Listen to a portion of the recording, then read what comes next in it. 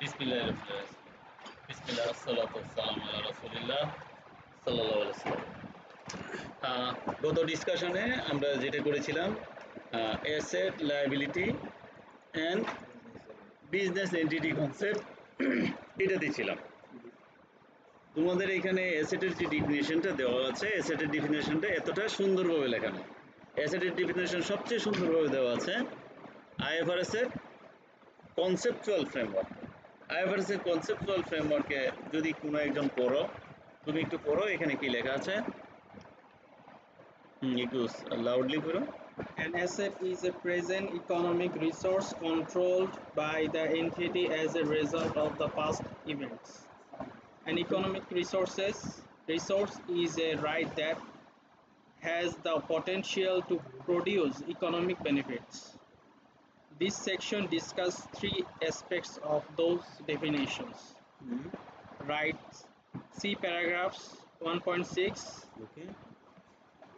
4.6 to 4.13. Potential to produce economic benefits. Next. Control. তাহলে একটা অ্যাসেটের definition হতে গেলে তিনটা জিনিস কভার করতে হবে।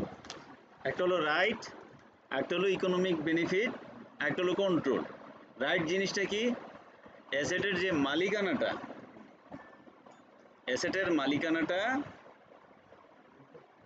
কার থাকতে হবে? যে কোম্পানি ফিনান্সিয়াল স্টেটমেন্ট করতেছো এই কোম্পানি থাকতে হবে। ধরো এই ফার্মের কতগুলো টেবিল চোখের সামনে দেখতেছো, এখন কেউ আমার ফার্ম ভিজিট করতে আসলো, আমি অন্য জায়গা থেকে দাঁড় করে পাশের যে অফিস থেকে দাঁড় করে এনে এখানে রেখে দিলাম, আবার দেখে চলে যাওয়ার পর ইন্সপেকশন চলে যাওয়ার পর কি করলাম, আবার জারটা তাকে ফেরত দিয়ে দিলাম। তাহলে কি অ্যাসেটের মালিক কি আমি হলাম? তার মানে কি অ্যাসেট থাকলেই হবে না, অ্যাসেটের রাইট থাকতে হবে, অধিকার। রাইট মানে কি? অধিকার। অর্থাৎ অ্যাসেটের যে ওনারশিপটা এই ফার্মের থাকতে হবে। ওনারশিপ প্রমাণ করে কি দিয়া? বিশেষ করে ল্যান্ডের ক্ষেত্রে খুব ডকুমেন্টারি এভিডেন্স থাকে, আর অন্যান্যদের ক্ষেত্রে যেই ভেন্ডরের কাছ থেকে কেনা হয়েছে, ভেন্ডরের সাথে যে পেমেন্ট করেছে, পেমেন্টের যে ইনভয়েস এবং payment invoice together with other যে কি বলবো, চেক পেমেন্ট করলে অ্যাকাউন্ট পেমেন্ট এবং মানি রিসিট, এই জাতীয় কিছু থাকলে এই দিয়ে প্রুফ করা যায় অ্যাসেটটা কোম্পানির, যে কোম্পানির আমরা কাজ করতেছি। আর এটা হলো কি ইকোনমিক বেনিফিট।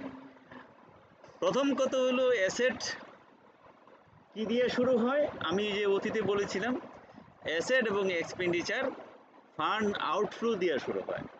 ফান্ড চলে যায় বা যাবে, এর মাধ্যমে কিছু একটা কাজ হবে, এবং সেই কাজটা যদি ইকোনমিক বেনিফিট থাকে, অর্থাৎ লং টার্ম নেচারের হয়, মোর দেন 1 ইয়ার হয়, মোর দেন অ্যাকাউন্টিং পিরিয়ড হয়, তাহলে অ্যাসেট। আর মোর দেন অ্যাকাউন্টিং পিরিয়ড না হয়ে উইদিন অ্যাকাউন্টিং পিরিয়ড হলে এটা এক্সপেন্স। আমি একটা ফার্নিচার কিনলাম, ফান্ড আউটফ্লো না ইনফ্লো? Fund outflow. তার মানে অ্যাসেট এবং এক্সপেন্ডিচারের ফান্ডামেন্টাল নেচার গত ক্লাসে ডিসকাস করেছি। ফান্ডামেন্টাল নেচার কি? Fund outflow. এটা হলো জেনারেল সার্কামস্ট্যান্স। ধরে নিতে হবে টাকা চলে যাবে বা চলে গেছে, এই অবস্থার মধ্য দিয়ে অ্যাসেট শুরু হবে। তাহলে যখনই তুমি অ্যাসেট বলতে যাবা, তাহলে ফান্ড আউটফ্লোটা মাথায় আসবে। এই জন্যই অ্যাসেট সবসময় ডেবিট হয়। অ্যাসেটের জেনারেল নেচার হলো, অ্যাসেট হলো ডেবিট। কেন ডেবিট? ফান্ড আউটফ্লো করছো না, ক্যাশ আউটফ্লো হলে, ক্যাশ চলে গেলে ক্যাশ কি হবে? ক্যাশ ক্রেডিট হলে ক্যাশ যার জন্য চলে যাবে সেটা হবে ডেবিট। তাহলে যে কোনো এন্ট্রি, আমি বলছিলাম যখনই ট্রানজ্যাকশনটাকে তুমি ডেবিট ক্রেডিট কনভার্ট করবা, ডেবিট ক্রেডিটে মানে ডিভাইড করবা, ক্যাশ ট্রানজ্যাকশনের ক্ষেত্রে ক্যাশটা আগে ইন হইলো না আউট হইলো সেটা আগে দেখবা, সেটাকে আগে লিখবা। লেখার পর এটার সাথে অ্যাসোসিয়েটেড যেটা, এটাকে অপোজিট সাইডে বসাই দিবা। যেমন আমি যদি বলি ফার্নিচার পারচেজ পেইং 10,000 টাকা, তাহলে ক্যাশ কি হবে? আগে ক্যাশ চিন্তা করো, ক্যাশ ক্রেডিট। তাহলে ক্যাশ ক্রেডিট হলে ফার্নিচার ডেবিট হবে। আচ্ছা, এবার অ্যাসেট হইতে গেলে তিনটা জিনিস লাগবে। একটা হলো রাইট, যেটা আমি বললাম যে কোম্পানির ওনারশিপ টাইটেল থাকতে হবে। ওনারশিপ টাইটেল থাকলেই ওইটা রাইট আছে ধরে নিতে হবে, যতক্ষণ পর্যন্ত এই ওনারশিপ টাইটেলটা চেঞ্জ না হয়েছে। আর সেকেন্ড হলো ইকোনমিক বেনিফিট।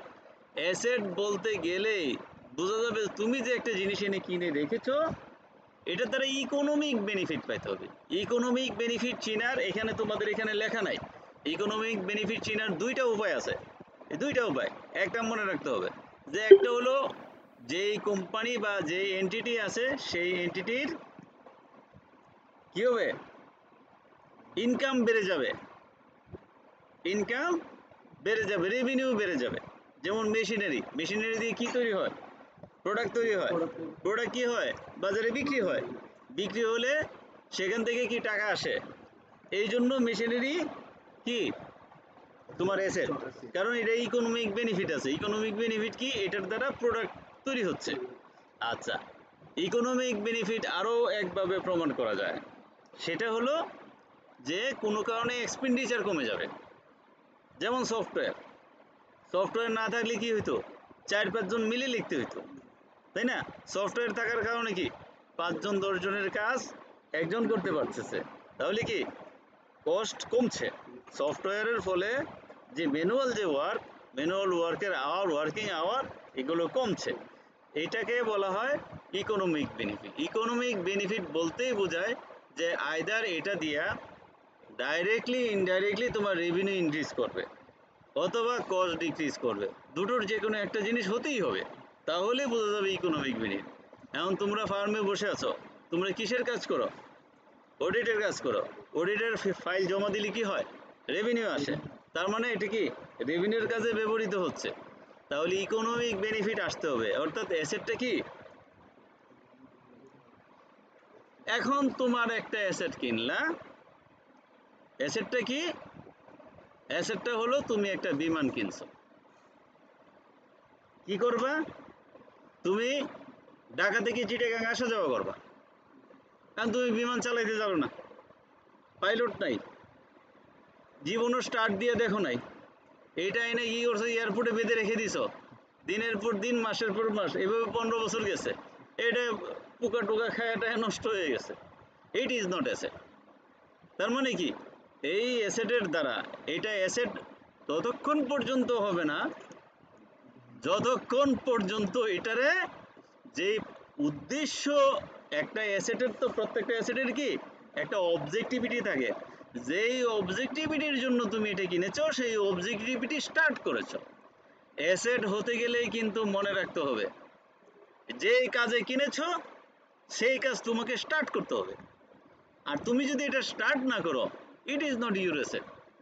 ঠিক আছে, ফার্নিচার কিনছো কিন্তু ফার্নিচার পায়া ভাঙ্গা বসতে পারো না, নতুন অবস্থায় আনার আগে দেখলে পায়া পায়া একটা নাই, বসতে গিয়ে এখন না বসে বাইরে ফেলায় রাখছো, অন্য এক ফার্নিচারের উপরে বসে কাজ করতেছো, this is not your asset.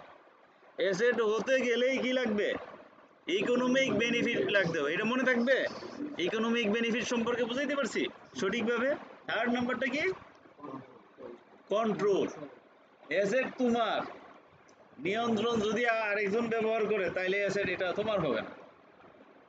তাহলে ধরে নিতে হবে অ্যাসেটটা তুমি ভাড়া দিয়ে দিয়েছো, সাধারণত লিজের ক্ষেত্রে যেটা হয়, ঠিক আছে, অ্যাসেট একজনের ব্যবহার করে আরেকজনের, তাহলে সেই ক্ষেত্রে অ্যাসেটটা তোমার কিনা একটু ভেবে চিন্তা করে দেখতে হবে।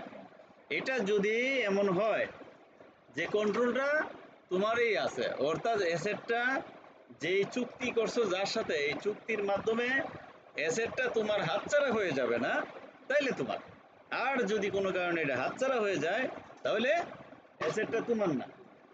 লিজের মাধ্যমে গাড়ি কেনা হয় না, তুমি কি করলা, এক কোম্পানির থেকে টাটা মানে কি বলে টয়োটা মোটর নামানো থেকে একটা গাড়ি কিনলা, গাড়ি কিনলে কি সিস্টেমে, লিজ সিস্টেমে, লিখে দিছে আইডিএলসি ফাইন্যান্স, দলিলের মধ্যে কাগজের মধ্যে সব জায়গায় লেখে কি আইডিএলসি ফাইন্যান্স, গাড়িতে বসতেছো তুমি, ড্রাইভারের বেতন দিচ্ছ তুমি, সব কিছুই করতেছো তুমি, আইডিএলসি ফাইন্যান্স চাইও দেখে না, এরপরে লোন পেমেন্ট করে দিচ্ছ, পেমেন্ট করে দেওয়ার পরে আইডিএলসি ফাইন্যান্স কি করছে, তোমার নামটা ট্রান্সফার করে দিচ্ছে।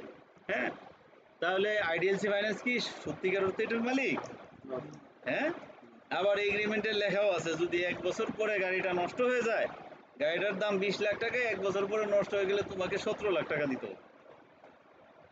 তার মানে গাড়ি কি নাই না 1 বছর ব্যবহার করে এরপরে যদি এটা কারো কাছে বিক্রি করতে তো এই 17 লাখ টাকা লাগবে। তার মানে কি সত্যিকার অর্থে IDLC finance is not owner of the car, you are the owner of the car. অর্থাৎ তুমি আইডিএলসি ফাইন্যান্সের সাথে এমন এগ্রিমেন্ট করছো যে এগ্রিমেন্টের ফলে কাগজে যদিও লেখা আছে IDLC Finance, but in reality IDLC finance is not owner of the car, you are the owner of the car. কারণ তোমার হাতেই সব কন্ট্রোল। আইডিএলসি ফাইন্যান্সের শুধু দরকার টাকা, যেহেতু আইডিএলসি ফাইন্যান্স এটা নাবানাকে পেমেন্ট করে দিয়েছে, টাকাটা সে পে করছে, এটা তোমার নামে IDLC finance indirectly loan create করে রাখছে। তাহলে এই অ্যাসেটটা এটা তোমার। কোম্পানি যদি কোনো কারণে আইডিএলসি ফাইন্যান্স থেকে লোন নেয় তাহলে কোম্পানির। এই যে তিনটা শর্ত, এই তিনটা শর্তের কোথাও কিন্তু তোমাদের বইয়ে এখানে লেখা নাই, আমার মনে হয় না এখানে আছে না নাই, তাহলে থাকতে পারে, বাট এই কথাগুলো মনে রাখবা, ঠিক আছে? তাহলে এলিমেন্টস অফ অ্যাসেট, অ্যাসেটের বেশ কিছু এক্সাম্পল দিয়েছে। আমরা প্রপার্টি প্ল্যান্ট এগ্রিমেন্টে প্রচুর অ্যাসেটের এক্সাম্পল পাই। বলো তো দুই একজন নাম বলো তো।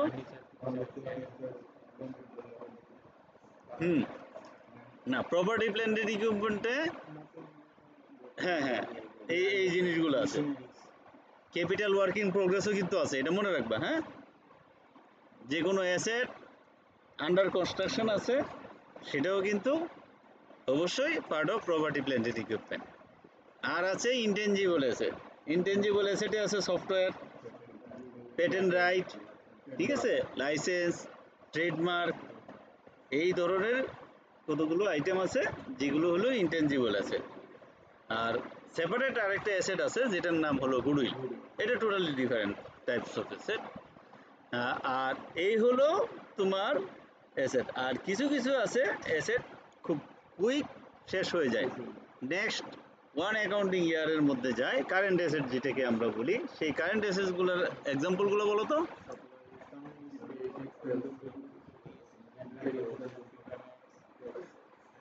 Cash and cash equivalents. Good.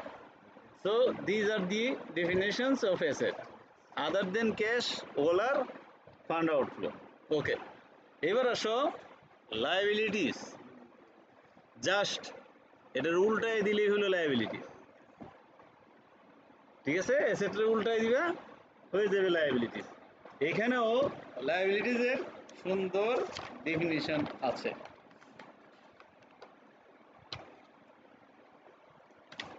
পড়ো definition of liabilities. Definition of liability. 4.26. A liability is a present obligation of the entity to transfer an economic resource as a result of past event. For liability to exist, three criteria must all be satisfied. The entity has an obligation. The obligation is to transfer an economic resource. এবং 3 number, the obligation is a present obligation that exists as a result of past event. So, এই তিনটাই তো criteria. লিখো কি কি।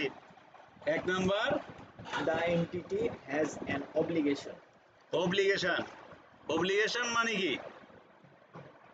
আগে আমি একবার বলছিলাম, অব্লিগেশন খুব কঠিন শব্দ, সহজ শব্দ হলো তোমারে কিছু একটা ফেরত দিতে হবে, এটার নাম হলো অব্লিগেশন। তুমি একটা কিছু কারো কাছ থেকে পেয়েছো, এই জিনিসটা কিছুদিন পরে ফেরত দিতে হবে, এটার নাম হলো অব্লিগেশন। তুমি প্রোডাক্ট কিনেছো, কি পেয়েছো? প্রোডাক্ট, কিন্তু কিছুদিন পরে কি ফেরত দিতে হবে?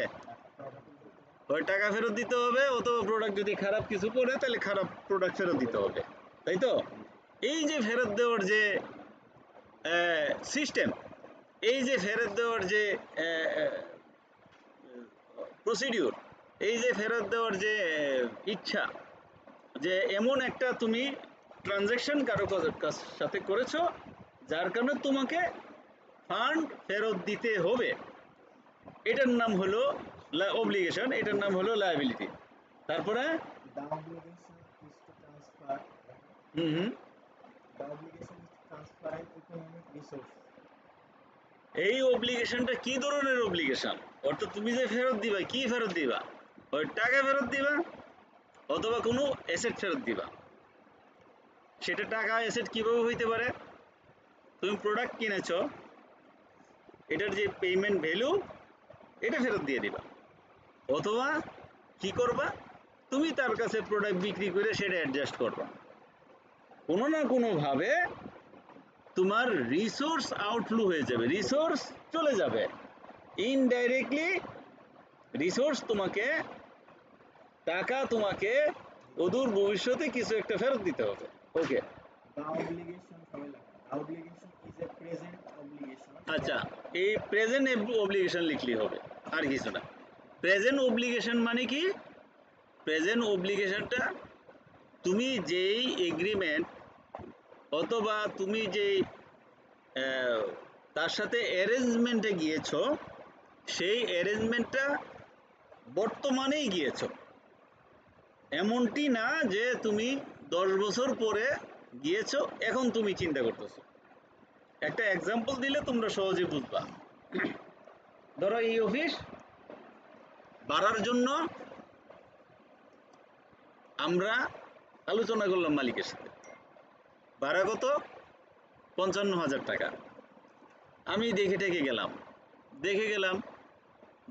গেলাম, যাওয়ার পরে মালিককে বললাম যে আমার তো অন্য জায়গায় একটা ভাড়া আছে, আমার তো ওখানে 2 মাস থাকতে হবে, আমি আপনাকে 2 মাস পরে জানাবো আমি রাখবো কি রাখবো না।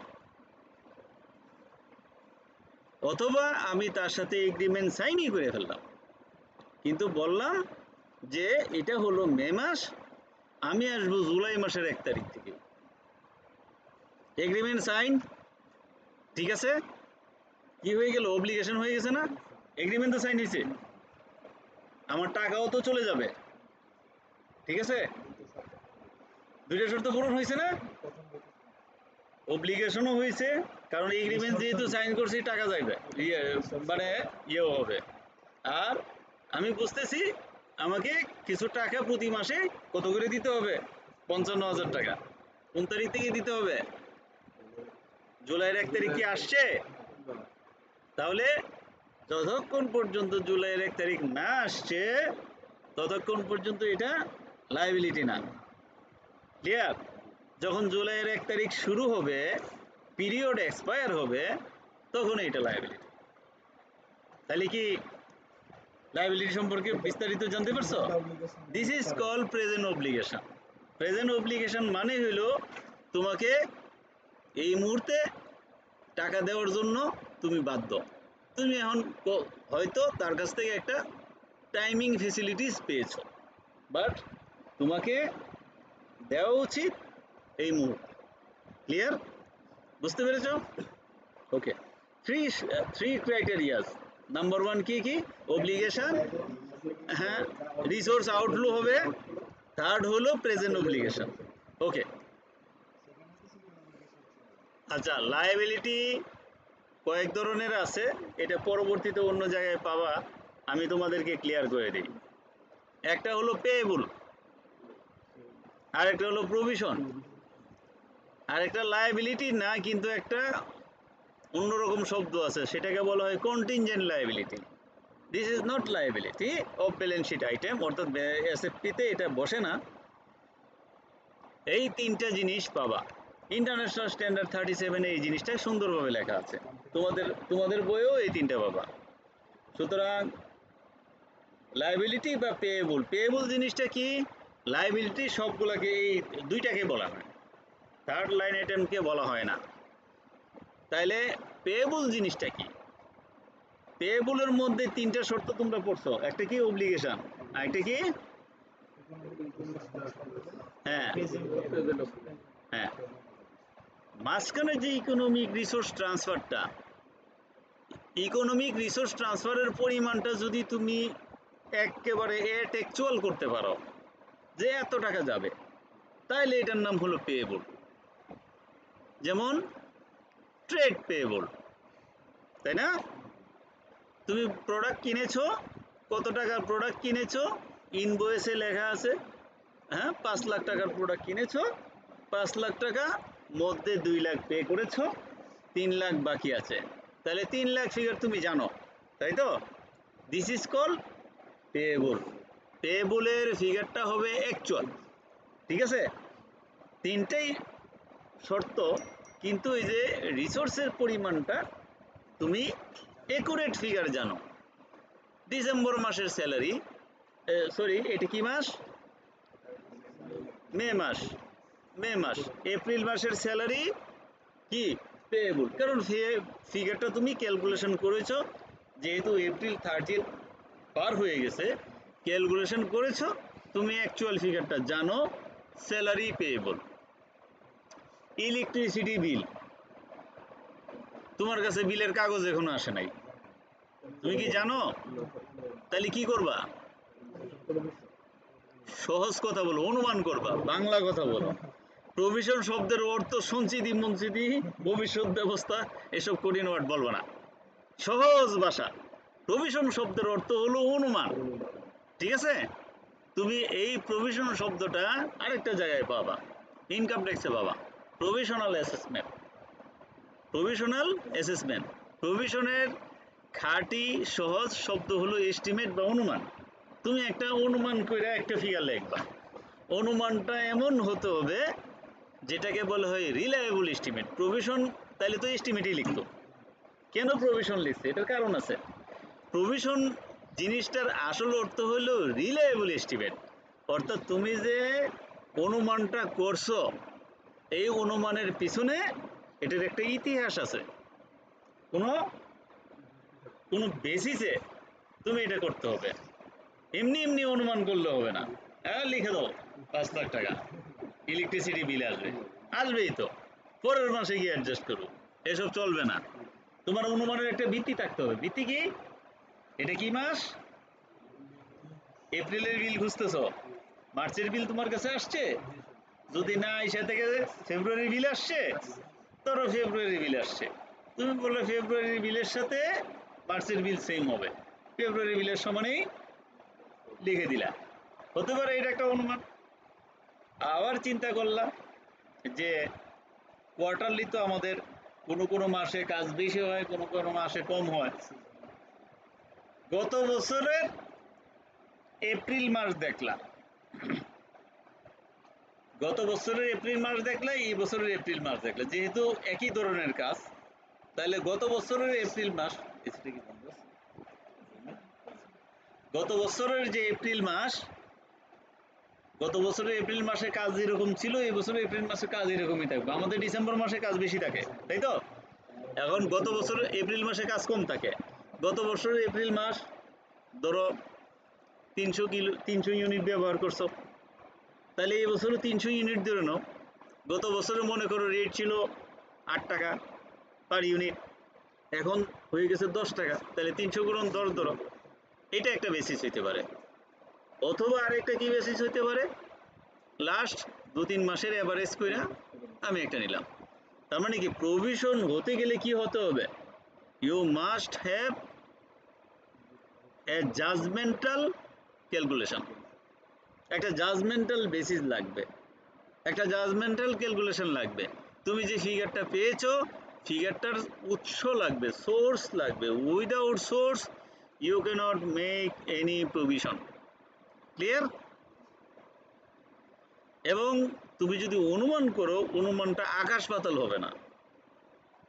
ধরো তুমি বললা আমি প্রভিশন করলাম যে এটা হইতে পারে 50,000 অথবা 50 লাখ, তাই না? এইটা সমস্যা।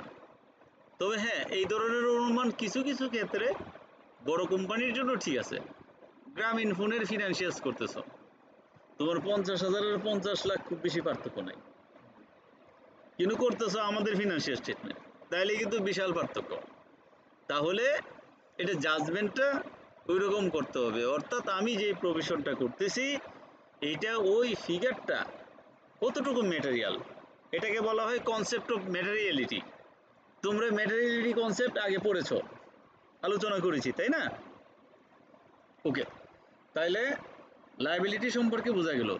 বিজনেস এন্টিটি কনসেপ্টটা আগেই বলছি, মালিক এবং বিজনেসকে আলাদা, মালিককে একটা পেয়েবল মনে করা এবং পাওনাদার মনে করা। এটাকে হলো entity concept, business entity concept. তাহলে এই জিনিসগুলো কি আর পড়ার প্রয়োজন আছে? I don't think so. আচ্ছা, এখানে একটা অ্যাকাউন্টিং ইকুয়েশন দিয়েছে। এই ইকুয়েশনটা কি? Asset equal to capital plus liability, ঠিক আছে? এটা তোমরা বুঝবা কেমনে? তোমরা এসএফপি করেছো না? এক পাশে অ্যাসেট সাইডে কি লেখা থাকে? Total asset. আর এক পাশে কি লেখা থাকে? ক্যাপিটাল লেটার লিখে দিয়েছিলাম যে, হ্যাঁ সব ভুলে গেছো। ইকুইটি আর লায়াবিলিটিস মনে রাখবা। ইকুইটি হলো মালিকের পাওনা, ওনারের পোর্শনটাকে বলা হয় ইকুইটি। আর লায়াবিলিটি হলো আদার দেন মালিক, অন্য কেউ যদি টাকা পায়, ঠিক আছে? তাহলে ওখানে যে টোটাল অ্যাসেট, অ্যাসেটটাকে যদি এম মনে করো, ইকুইটিটাকে যদি ক্যাপিটাল মনে করো, ইকুইটি আর ক্যাপিটাল একই জিনিস, আর লায়াবিলিটি তো লায়াবিলিটি। তাহলে অ্যাসেট সমান সমান capital and liability, A equal to C plus L. এখন আগের যে বীজগণিত কর্তা সেটার মতোই চিন্তা করো, ক্যাপিটাল ইকুয়াল টু কি বলো? ডাইন বাম করো।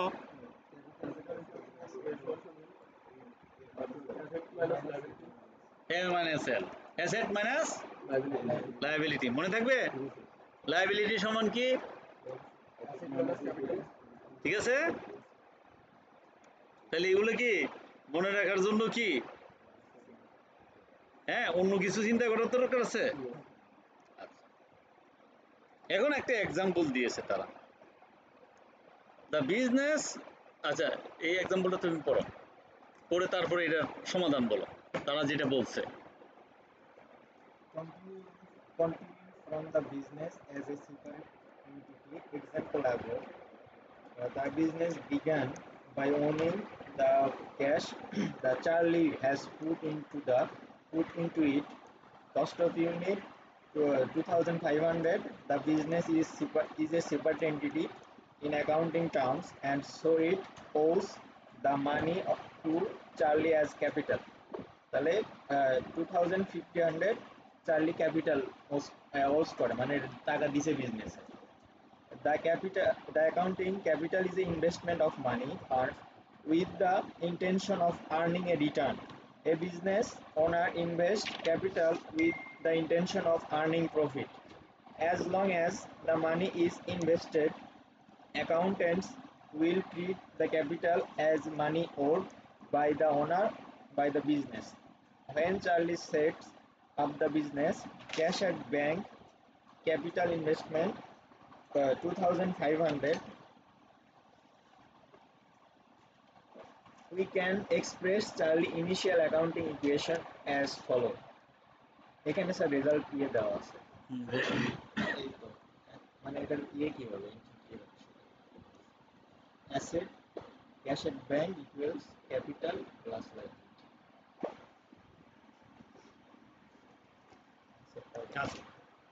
বিষয়টা আমি সহজভাবে বুঝাই দিই। ডেবিট ক্রেডিট কিভাবে হয়?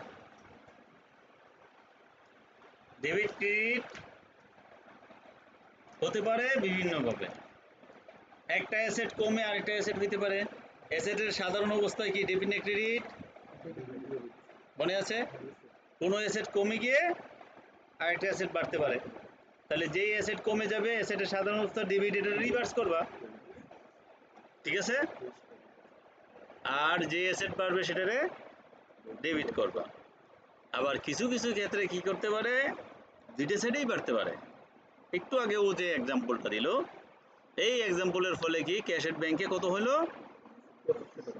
2500 টাকা যোগ হয়েছে। অ্যাসেট কি বাড়লো না কমলো? তাহলে অ্যাসেট ডেবিট। আর আরেকটা কি বাড়লো? ক্যাপিটাল বাড়লো। ক্যাপিটাল কি? একটা ডেবিট হলে তো আরেকটা ক্রেডিট এমনি হবে।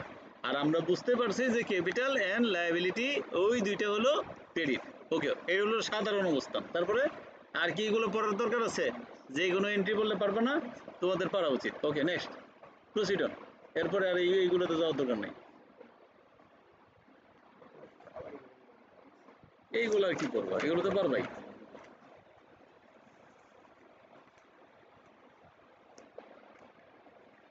অ্যাসেট লায়াবিলিটি এইগুলো আশা করি তোমরা সব পারবা।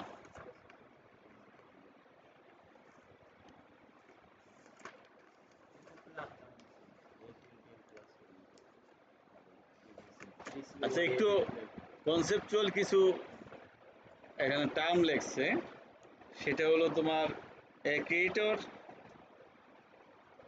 পড়ো এগুলো পড়ো। Credit transaction. Credit transaction. A creditor is any party to whom the entity owes money. A trade payable. Creator হলো এমন একটা পার্টি যার কাছে কোম্পানি, যার কাছে ঋণী, কোম্পানি ঋণী, A trade কোম্পানি payable. তার কাছে ঋণী, অর্থাৎ কোম্পানি তাকে পে করতে হবে ইন ফিউচারে। A trade payable is a creditor which has arisen following a purchase on credit by the entity. ঠিক আছে, A trade payable is a অর্থাৎ বাকিতে যদি মাল কিনে সেক্ষেত্রে এটা। A trade payable is a liability of the entity. A debitor is any party who owes money to the entity. A trade ডেবিটর হলো, ডেটর এমন একটা জিনিস যার কাছে কোম্পানির company power. কাছে যারা ঋণী, অন্য কেউ কোম্পানির কাছে ঋণী। হ্যাঁ, A trade receivable is a just trade creditor উল্টা ট্রেড রিসিভেবল। ওকে, আর আর আলোচনার দরকার নেই, নেক্সট প্রসিড অন। তারপর এইগুলো আলোচনা করার দরকার নেই, receivable আছে এগুলো দরকার নেই, এগুলো সব পারবা ইনশাল্লাহ, পারা উচিত। ফিনান্সিয়াল স্টেটমেন্টের যে কম্পোনেন্টস এগুলো তো জানোই, এগুলো আর নতুন করে কি আলোচনা করবো। Preparing financial statement of financial position, okay, এটাই আসো। Preparing statement of financial position, statement of financial position অর্থাৎ এসএফপি কিভাবে প্রিপেয়ার করবা। এখানে ওরা কিছু টেমপ্লেটের মতন দিয়ে দিয়েছে। হ্যাঁ, তাহলে এই টেমপ্লেটগুলো কিভাবে করবা এটা আমার মনে হয় না তোমাদেরকে বলতে হবে। তারপরও এখন এই জিনিসগুলো কোথায় পাবা, IS1 বের করো। আমরা যদি IS1 যাই,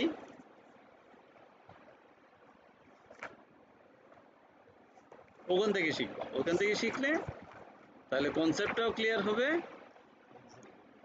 হ্যাঁ,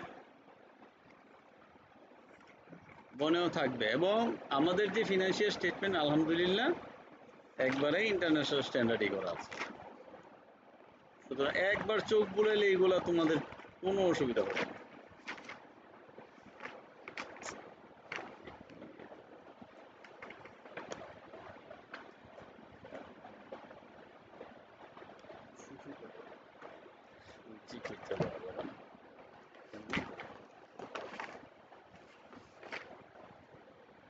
তারপর 15, 16, 17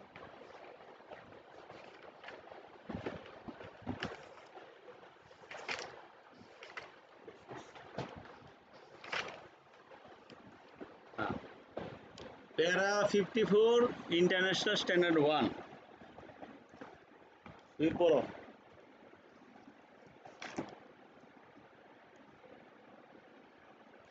Statement of financial position.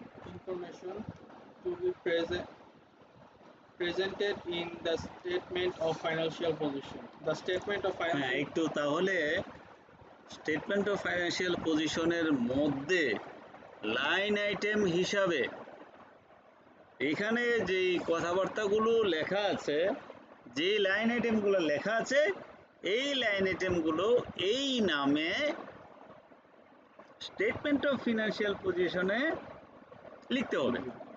Clear? এই প্যারা 54 এর নমুনাটা হইল এই। পড়ো, প্রথম লাইন আইটেম কি? property, plant and equipment. হ্যাঁ, একটু থামো, এখানে লেখা কি? Property, plant, equipment. তুমি লেখলা ফিক্সড অ্যাসেট। এরপরে তুমি আমার নাম দিলা কি? Tangible asset. আছে না? আছে কি না? এর মানে কি ভাই? তুমি বাস্তব থেকে বহু দূরে আছো। মানে তুমি নতুন কইরা স্ট্যান্ডার্ড আবিষ্কার করা শুরু করে দিছো। তা আল্লাহর ওয়াস্তে এগুলো থেকে বিরত থাইকো। হ্যাঁ, কেন আমরা প্রপার্টি প্ল্যান মেনলি কি বুঝতে পারছো? Clear? Is it clear to all? Okay, তারপরে Investment property, হ্যাঁ, intangible assets, ইনটেনজিবল অ্যাসেট রাখো। তুমি কি করলা? প্রিলিমিনারি এক্সপেন্স লেখলা। প্রিলিমিনারি এক্সপেন্স এখন আর এসিপিতে নেওয়া যায় না। তুমি মুখেই বলতেছো এটা এক্সপেন্স, আবার নিয়ে অ্যাসেট সাইডে লিখে রেখেছো। আমার খুঁজে পাও না, না? তাই না? তুমি নিজেই লেখছো এক্সপেন্স, আবার এটা নিয়ে কই লিখছো অ্যাসেট। তার মানে কি? মানে অন্ধরে হাতি দেখানো শুরু করে দিছো। এগুলো বন্ধ করতে হবে। হ্যাঁ, তারপরে or financial assets. Financial assets. তারপর ফাইন্যান্সিয়াল অ্যাসেটস বুঝো? এফডিআর, ডিভেঞ্চার, হ্যাঁ, এই জিনিসগুলো হলো ফাইন্যান্সিয়াল অ্যাসেটস আর কি। এনিওয়ে, ট্রেজারি বন্ড, হ্যাঁ, সঞ্চয়পত্র, ঠিক আছে, পিএসপি, বিএসপি, এই জিনিসগুলো। হ্যাঁ, তারপরে Investments hmm, accounted for using the equity method. আচ্ছা, এটা হলো investment অ্যাকর্ডেড for using equity method. এই জিনিসটা কি? একটা কোম্পানি কি করলো, আরেকটা কোম্পানির শেয়ার কিনে রাখলো। এটা হলো ওই যে অন্য আরেকটা কোম্পানির শেয়ার কিনে রাখলো, ইনভেস্টমেন্ট করলো, সেটার পরিমাণ যদি বেশি হয় তাহলে এটা হলো ওই কোম্পানিটাকে বলা হয় অ্যাসোসিয়েটেড কোম্পানি। ঠিক আছে, অ্যাসোসিয়েটেড কোম্পানি, সাবসিডিয়ারি নেই, অ্যাসোসিয়েটেড কোম্পানি হইলে সেটাকে ইকুইটি মেথডে করতে হয়। আমরা যখন ইকুইটি মেথডে ক্যালকুলেশন করব, এটা মানে কনসোলিডেটেড ফাইন্যান্সিয়াল স্টেটমেন্ট করব, তখন এটা চিন্তা করব না। হ্যাঁ, ওটা দিও। Biological assets within the scope. Biological asset বুঝেছো? কোনটা কোনটা এক্সাম্পল বলো তো?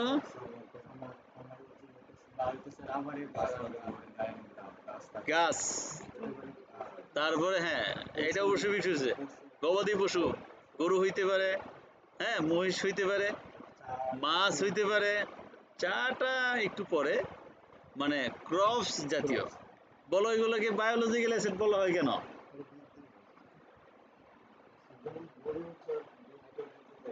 হ্যাঁ হ্যাঁ,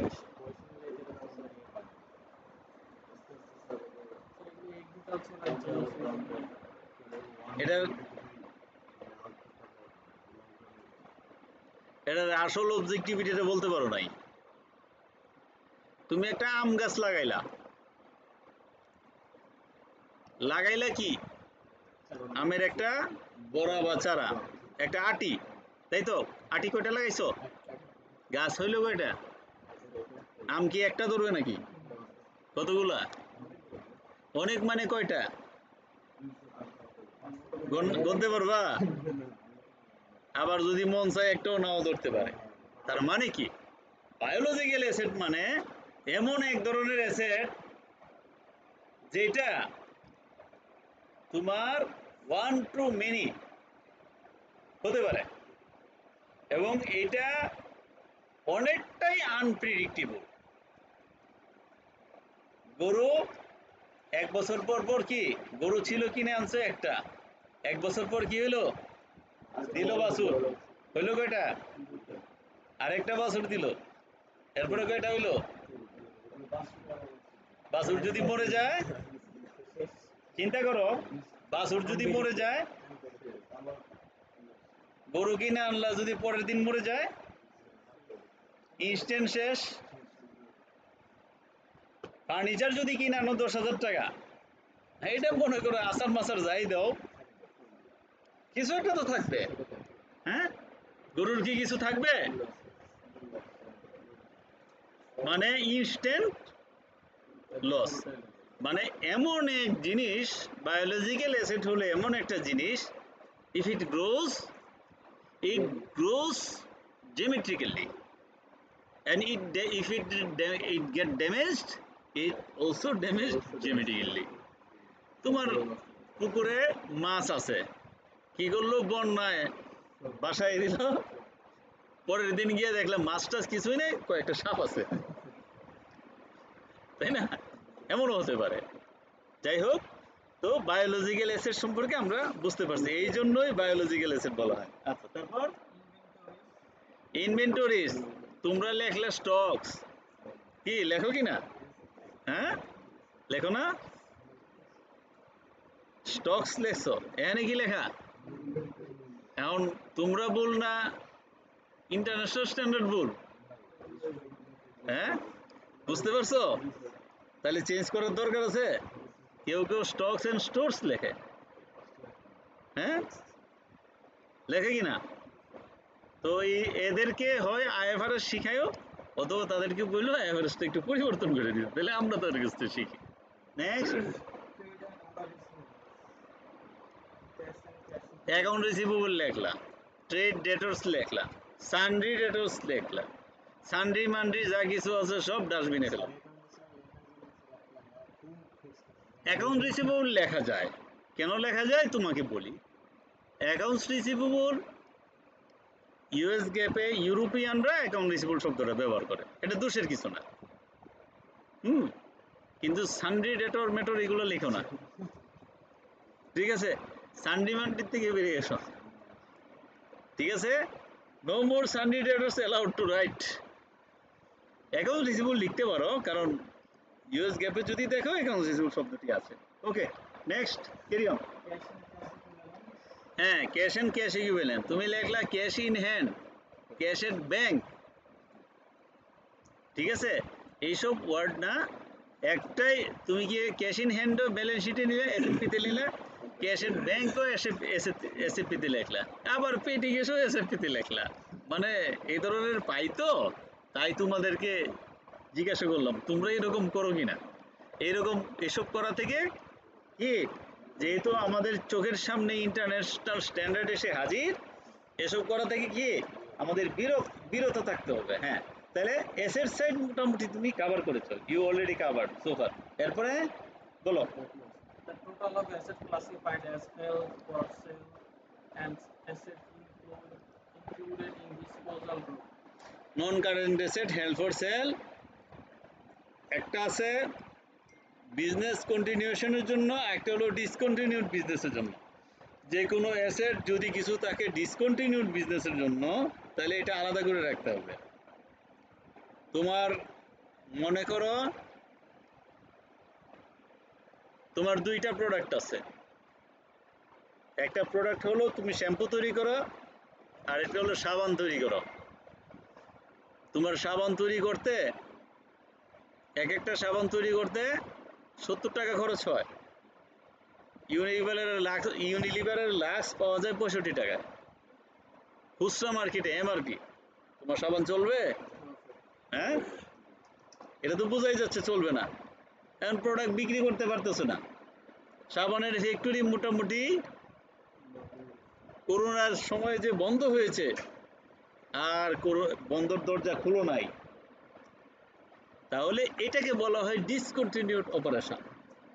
ডিসকন্টিনিউড অপারেশনের সাথে কন্টিনিউড অপারেশন, তোমার শ্যাম্পুর বিজনেসটা আছে, তাইলে সাবানের যত অ্যাসেট এবং যত পাওনা নেট করে একটা সিঙ্গেল লাইন লিখবা, নন current asset held for discontinued operation or held for sell. এখন যদি তুমি এটা সাবানের এই লাইনটা বিক্রি, প্রোডাক্ট লাইনটা বিক্রি করে দিতে চাও, তাহলে লিখবা হেল্ড ফর সেল। অথবা এটা আরেকটাও হইতে পারে, অথবা এটা আরেকটাও হইতে পারে, তুমি কি করছো, এক জায়গা থেকে একটা মেশিন কিনে নিয়ে আস, মেশিন আনার পর এখন দেখলা যে মেশিন আনছো অন্যান্য পার্টসের সাথে মেশিন অ্যাডজাস্ট হয় না, মিলে না, ঠিক আছে? না মিলের কারণে আনার পরের থেকে এটা যে ওইখানে পড়ে আছে, ওই অবস্থায় পড়ে আছে, এখন তুমি কাস্টমার খুঁজতেছো, এটা বিক্রি করে দিবা। তো এই অ্যাসেটটা তোমার প্রপার্টি প্ল্যান্ট এন্ড ইকুইপমেন্টের আন্ডারে লেখা যাবে না, এটা লিখতে হবে non current asset held for sale. জি, তাহলে আমরা একটা জিনিস ক্লিয়ার বুঝতে পেরেছি, অ্যাসেট হইলেই লাভ দিয়া পিপির ভিতরে ঢুকানো যাবে না, কিছুটা মনে রাখতে হবে, অ্যাসেটের অবজেক্টিভিটি দেখতে হবে, অ্যাসেটটা আমার কাজে লাগতেছে কিনা সেটা দেখতে হবে, তাহলেই অ্যাসেটটা প্রপার্টি প্ল্যান্ট এন্ড ইকুইপমেন্টে লিখতে হবে। যেটা তুমি ব্যবহার করতেছো এটাই পিপিতে ঢুকবে, আর যেটা ব্যবহার কিনে আনছো ব্যবহার করতে পারছো না যে কোনো কারণে, এখন বলতে গেলে তো অনেক কিছু, বাংলাদেশে বাংলাদেশে এরকম বহুত অ্যাসেট আছে যেই অ্যাসেটগুলো আসলে ফিনান্সিয়াল স্টেটমেন্টে দেখানো উচিত না as a property plant equipment, ওইটাই নিচেই থাকা উচিত, কিন্তু আমরা দেখাইতে বাধ্য হচ্ছি। তোমার একটা কোম্পানি আছে 50 কোটি টাকার কোম্পানি, হ্যাঁ, তুমি কি করছো, ব্যাংকের থেকে আরো 40 কোটি টাকা নিছো, বিজনেসের জন্য নিছো, নিয়ে কিনছো 30 কোটি টাকা দিয়ে ল্যান্ড কিনছো, ব্যাংকে বলেছো তুমি 30 কোটি টাকার এই 40 কোটি টাকা ল্যান্ড কিনেছো কি করতে, ফ্যাক্টরি করতে, ফ্যাক্টরি আর হচ্ছে না, আসল উদ্দেশ্য তুমি কিনে রাখছো, দাম বিক্রি বাড়বে, তারপরে বিক্রি টিক্রি করবে। এখন এটাতে 5 বছর যাবত গরু মাঠে ঘাস খায়, রাখাল বাঁশি বাজায়, তো তোমার অ্যাসেটের সাথে বিজনেসের কি সম্পর্ক আছে? লোনের সম্পর্ক আছে, অ্যাসেটের সম্পর্ক নাই। ওখানে তো একটা ইটও নাই 5 বছরে, হ্যাঁ, ইকোনমিক বেনিফিট আছে, এটা নন current asset held for sell দেখানো উচিত, ঠিক আছে? কিন্তু তারপরেও আমরা প্রপার্টি প্ল্যান্ট এন্ড ইকুইপমেন্ট দেখাই, কারণ মালিকরা দেখায়, কারণ আগামীকাল যদি বলো যে এটা এখানে দেখানো যাবে না, তাহলে তো অডিট পাবে না। মোটামুটি আমাদেরকে সার্ভাইভাল সিরিজের মধ্যে দিন কাটাইতে হবে। লোনের কন্ট্রোল আছে, অ্যাসেটের কন্ট্রোল থাকলে কি হলো, তুমি ইকোনমিক বেনিফিট কি পাইতেছো? 40 কোটির এগেইনস্টে কয় কোটি টাকা ইনকাম পাইতেছো? কেউ ভাড়া দিচ্ছে? দিবে? উল্টা তো আরো 5টা লোক রাখবে পাহারা দেওয়ার জন্য ওখানে গিয়া, যে কোনো কারণে বস্তির লোকজন যে বাড়িঘর না ঘরে করে ফেলে, তো এটার এগেইনস্টে তোমার বেনিফিট কি বলো? তুমি গোডাউন করেছো, তো জমি সেল করলে তো এইটা ব্যবসার সাথে তো এটা সম্পর্ক নাই, তুমি করো সাবানের ব্যবসা, জমির ব্যবসা কবে গেলা? বুঝে শুনে তো বলতে হবে। তুমি কি জমির জন্য ইউনিট খুলছো? ইউনিট করলে বিনত কথা। তুমি যদি ডেভেলপার বিজনেস করে থাকো, দ্যাট ইজ ডিফারেন্ট ইস্যু, তাহলে ইউ হ্যাভ টু ডিক্লেয়ার যে আমি ডেভেলপার বিজনেস শুরু করেছি। জমির দাম বাড়তে থাকে, লোনও তো বাড়তেছে, তুমি তো ব্যাংকের থেকে লোন নিছো, তাই না? ওকে, তারপরে মানুষ এটা কেন করে জানো? কারণ আমাদের এই দেশের মানুষ মনে করে যে লোন যা নিয়েছি ওটা আমারই টাকা, ব্যাংকেরও তো ফেরত দিতে হবে না, সেটা না, ব্যাংকের তো টাকা ফেরত দিতে হয় না, এই জন্য আর কি সুবিধা আছে আর কি, মানে ব্যাংকটাকেও নিজের মনে হয়। Okay, next, Trade and other payables. Trade and other payables, আবার সানড্রি ক্রেডিটর মেজর লিখো না, অ্যাকাউন্ট পেয়েবল লেখার ইউএস গ্যাপে লেখে অ্যাকাউন্ট পেয়েবল লিখতে পারো। ওকে, Provisions. প্রভিশনস, হ্যাঁ Financial liabilities. হ্যাঁ, financial liabilities, Liabilities. Related party আলাদা, Liabilities and assets for current tax as defined হ্যাঁ in current IRS tax, income current tax. Tax payable বা কারেন্ট ট্যাক্স এসেট, আচ্ছা, তারপরে ডেভার tax asset, ডেভার tax liability, হ্যাঁ Liabilities included in disposal group classified as held for sale accordance with according to IFRS 12. ওই যে একটু আগে যে ল্যান্ডের example দিলাম, লোনটা কি বিজনেস লোন? বিজনেস লোন এটা, তাহলে এই লোনটাকেও আলাদাভাবে লিখতে হবে। একটি কথা মনে রাখতে হবে, যেটা তোমার বিজনেসের সাথে মানে অ্যাসোসিয়েট না, তোমাকে সেপারেটলি আইডেন্টিফাই করে লিখতে হবে। এনিওয়ে, আমরা তাইলে এসএফপি লাইন আইটেম ভালো করে শিখলাম। তোমাদের এই বইয়ে এসএফপি লাইন আইটেম পর্যাপ্ত পরিমাণে সুন্দর করে লেখা নাই, এই জন্যই প্যারা 54 পড়তে বললাম। ক্লিয়ার? বলো। ব্যাংক লোন যে একটু আগে বললাম 40 কোটি টাকা নিলা, 30 কোটি টাকা জমির মধ্যে লাগাইলা, যেই জমিতে রাখাল বাসি বাজায়, গরু মাঠে ঘাস খায়, কিছুই করলো না, 5 বছর যাবত পড়ে আছে। এখন সেই লোনের 40 কোটির মধ্যে 10 কোটি ব্যবসায়িক কাজে লাগিয়েছো, আর 30 কোটি কি ব্যবসায়িক কাজে লাগাইছো? তাহলে এই 30 কোটি টাকা হইলো ওই যে এটা লায়াবিলিটি, যে অ্যাসেটের জন্য আলাদাভাবে রাখছো, ওই অ্যাসেটটাও সেপারেট লাইন আইটেম লিখতে হবে, এই লায়াবিলিটিটাও সেপারেট লাইন আইটেম লিখতে হবে। নন কারেন্ট লায়াবিলিটি একদম সব কিছু asset liability current asset current liability যোগ করে লিখতে হবে। Equity in liabilities related to continued operation, তারপরে লিখতে হবে নন কারেন্ট লায়াবিলিটিস মানে mapping with asset help for sale and discontinue operation, তারপরে টোটাল লায়াবিলিটি যোগ করতে হবে। ক্লিয়ার? ওখানেও অ্যাসেটের মধ্যে লিখতে হবে total asset for continued business, এরপরে লিখতে হবে non current asset help for sale, এরপরে লিখতে হবে টোটাল অ্যাসেট। তাহলে টোটাল অ্যাসেট এটা হবে। এনিওয়ে নেক্সট, না এইখানে আর কিছু নাই, এগুলো করলে একটা অডিট থাকবে, এমনিই তো নিয়ে বিপদের মধ্যে আছি।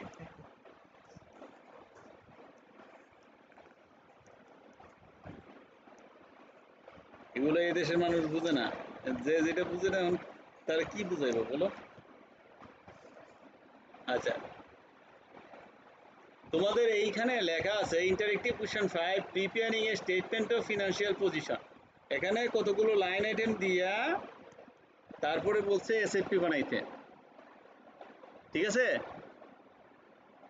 এটার বুদ্ধি শিখাই দিই। এই এসএফপিটা 1 মিনিটে পুরাটা করে ফেলতে পারবা, ইভেন 10-20টা লাইন আইটেম থাকলে। সহজ বুদ্ধি চিনাই দিই। SFP line item debit credit, I mean asset এবং লাইবিলিটি দুইটা সমান থাকে না, তাই তো?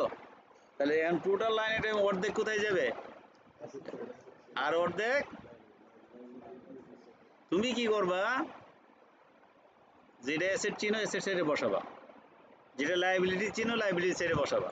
প্রথমে এসএফপির ডিজাইনটা করে নিবা, non current asset, current asset, total asset, non equity liability, হ্যাঁ ইকুইটি, তারপর non current liability, current liability, এভাবে গড় করে টোটাল ইকুইটি লায়াবিলিটি করে নিলাম। একটা একটা করে পড়বা, একটা একটা লিখবা, একটা একটা করে পড়বা, একটা একটা লিখবা। কোনো লাইন আইটেম তুমি জানো না এটা কোথায় হবে অ্যাসেট না লায়াবিলিটি, এটা বাদ দাও, লিখবা না, বাকিগুলো লিখে যাও, যে সাইডে দিলে মিলে ওই সাইডে দিয়ে দিবা, ঠিক আছে?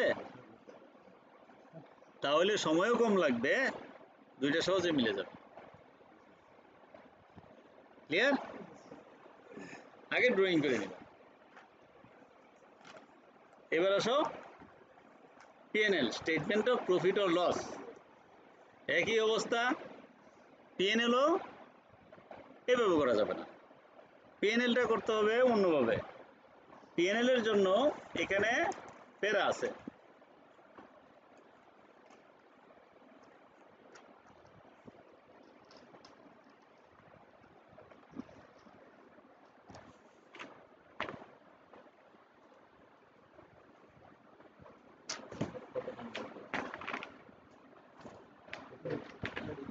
পিএনএল এর প্যারাটা হলো 102 আছে, 103 আছে। 102 আছে যেটা হলো যে তুমি ইনকাম স্টেটমেন্টটা কেমনে সাজাইবা, অর্থাৎ ন্যাচার অফ এক্সপেন্স অনুযায়ী সাজাইবা নাকি ফাংশন অফ এক্সপেন্স হিসেবে সাজাইবা। বেশিরভাগ ক্ষেত্রেই ফাংশন অফ এক্সপেন্স করা হয় আর কি, হ্যাঁ? তো ফাংশন অফ এক্সপেন্সটা করার ক্ষেত্রে পড়ো কিভাবে আছে, এই যে এখানে ফাংশন অফ এক্সপেন্স করার জন্য একটা টেমপ্লেটই দিয়ে দিচ্ছে। বলো, প্রথমে রেভিনিউ, হ্যাঁ, কিন্তু এইখানে একটা কাহিনী আছে, এখানে যেটা মাইনাস ফিগার হবে একটা ব্র্যাকেট চিহ্ন দেওয়া আছে, আর যেটা প্লাস হবে এটা পজিটিভ চিহ্ন, তাহলে লেস লুস লেখা কিন্তু চলবে না, এড লেস লেখার কোনো সুযোগ নাই। পজিটিভ মানে এড, নেগেটিভ মানে লেস। পড়ো কি কি লেখা পড়ো। revenue, cost of sales, gross profit, other income, distribution cost, administrative cost, other expenses, administrative expense, other expenses, profit before tax. Profit before ট্যাক্সের পরে এরপরে হলো tax expense, profit for the year. আমরা যেটা করি, আমরা আরো কিছু লাইন আইটেম লিখি, এটা IS1 চেঞ্জ হচ্ছে, পরবর্তীতে এই ভার্সনগুলোতে এটা পাবা।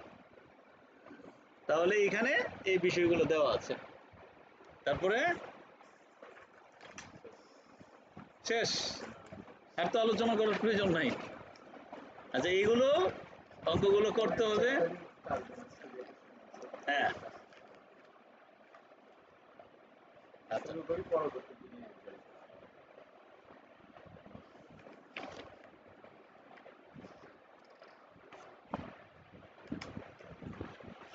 আমরা যে এখন কাজ করতেছি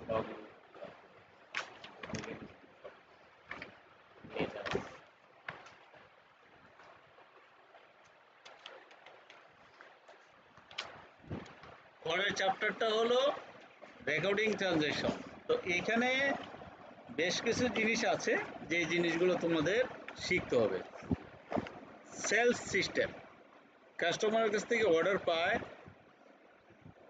এরপরে এই অর্ডার অনুযায়ী গুডস ডিসপাস করে, গুডস ডিসপাস করার সময় ইনভয়েসটা রেজ করে, ইনভয়েসটা রেজ করার পর ইনভয়েসটা যখন কাস্টমারের কাছে দেয়, কাস্টমার তখন সেটা after some days or instantly pay করে দেয়।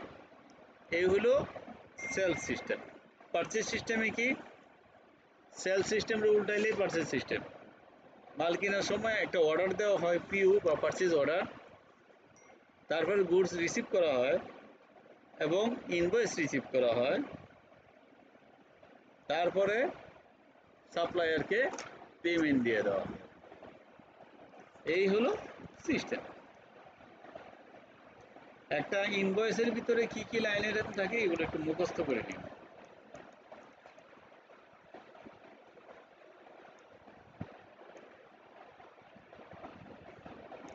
ক্রেডিট নোট, ক্রেডিট নোট জিনিসটা কি? ক্রেডিট নোট জিনিসটা হলো তুমি কোনো অফার অথবা কোনো বেনিফিট অথবা কিছু ছাড় তোমার কাস্টমারকে দিলা, কাস্টমার যখন টাকা দিবে তুমি যে পরিমাণ ছাড় দিলা এই পরিমাণ জিনিস মাইনাস করার পর রিমেনিং টাকাটা দিবে। ওই যে যেই পরিমাণ ছাড় দিলা এটাকে বলা হয়, যে একটা মেমোতে একটা কাগজে লিখে দিলা, এটার নাম হলো ক্রেডিট নোট। ঠিক উল্টা হইলো ডেবিট নোট। তাহলে ক্রেডিট নোটটা হলো কাস্টমারের সাথে, ডেবিট নোটটা হলো সাপ্লায়ারের সাথে। ঠিক আছে, এই জিনিসটা মনে রাখ।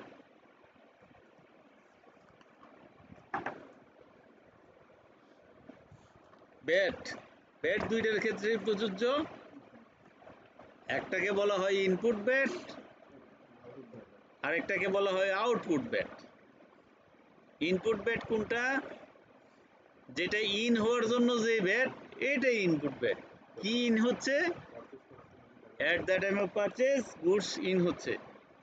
ওই ইন টাইমে গুডসের যে ভ্যালুর ওপর যে ব্যাট চার্জ করা হয়েছে এবং তুমি পে করেছো অথবা পে করবা, এটা হলো ইনপুট ব্যাট। আর তুমি যখন কাস্টমারের কাছে প্রোডাক্ট ডিসপাস করলা, আউট করে কাস্টমারকে দিয়ে দিলা, কাস্টমারের কাছে ব্যাট চার্জ করলা, ওই ব্যাটের নাম হলো আউটপুট ব্যাট। তাহলে আউটপুট ব্যাট তুমি সরকারের কাছে এই পরিমাণ টাকা পরিশোধের জন্য ঋণী। ইনপুট ব্যাট তুমি সরকারের কাছে টাকা পাও। একটা হলো আউটপুট ব্যাট, সেলসের জন্য সরকার তোমার কাছে টাকা পায়, ধরো 5 লাখ টাকা, আর তুমি প্রোডাক্ট ইনপুট করেছো, সেখানে তুমি পেমেন্ট করেছো 4 লাখ টাকা, তাহলে 5 লাখ মাইনাস 4 লাখ 1 লাখ টাকা। 1 লাখ টাকা সরকার তোমার কাছে অতিরিক্ত পায়, যেটাকে ব্যাড কারেন্ট অ্যাকাউন্টের মধ্যে দেখায়।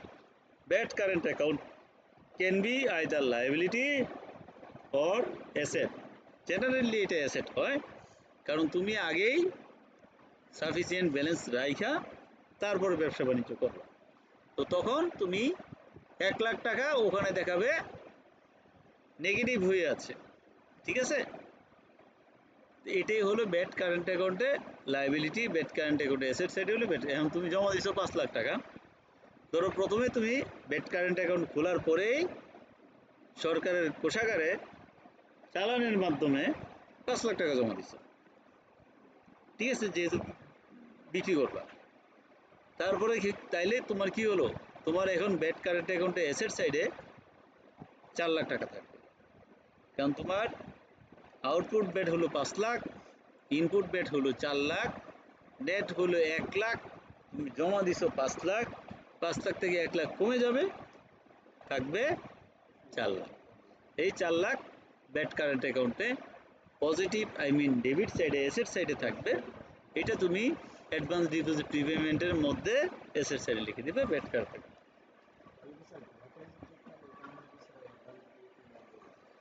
ব্যালেন্সটা দেখাবো আর কি, ব্যালেন্সটা যেটা আছে, অ্যাসেট হলে অ্যাসেট, লায়াবিলিটি হলে লায়াবিলিটি,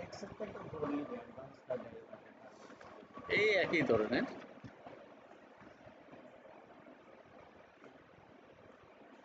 পেটি ক্যাশবুক, এখানে পেটি ক্যাশবুকের একটা টেমপ্লেট দিয়েছে, এটা একটু মনে রেখে একটু দেখে নিন, এগুলো পারবা। এরপর পে রুলের একটা সিস্টেম করেছে। জেনারেলি পে রুল আরো সুপার কমপ্লেক্স থাকে, এখানে তো খুব সিম্পল ওয়েতেই দিয়েছে, ঠিক আছে? এখানে কিছু সেলফ টেক্সট দিছে, এগুলো একটু পড়ে নিবা। চ্যাপ্টার শেষ, আমরা নেক্সট ক্লাসে ইনশাআল্লাহ চ্যাপ্টার 4 ডিসকাস করব। ওকে, তুমি যে কোনো কোম্পানির স্যালারি স্টেটমেন্ট নিয়ে নিও, আমরা নেক্সট ক্লাসে পে রুলটা নিয়ে আলোচনা করব ইনশাআল্লাহ। ওকে, আজকের মতো এখানে শেষ। আসসালামু আলাইকুম ওয়া রাহমাতুল্লাহি ওয়া বারাকাতুহু।